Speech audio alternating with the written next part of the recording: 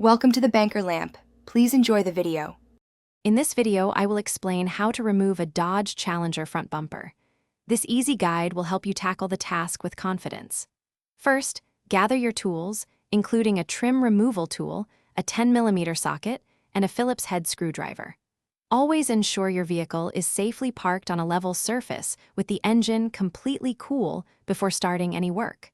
Opening the hood is your initial step to access the top fasteners. Now, let's focus on the upper section. You'll find several plastic push pins and a few 10mm bolts along the top edge of the bumper cover, just under the hood. Use your trim removal tool for the pins and the socket for the bolts. Once these are out, gently work to detach the upper grille. It's usually held by a combination of clips and a couple of screws, so proceed with care. Next, we move to the wheel wells and underneath the car. Turn your front wheels fully to one side, then the other, to easily access the inner fender liner. You'll find several screws and clips here that connect the bumper to the liner. After those, slide under the vehicle to remove any remaining bolts or clips holding the bumper to the undercarriage.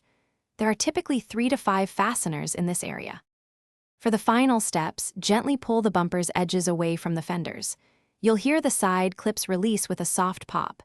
Before completely removing it, remember to disconnect any electrical connectors for fog lights, parking sensors, or other components.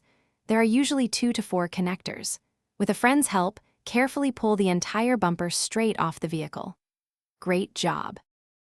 Thanks for watching. If this was helpful, leave a like and consider subscribing. See you next time.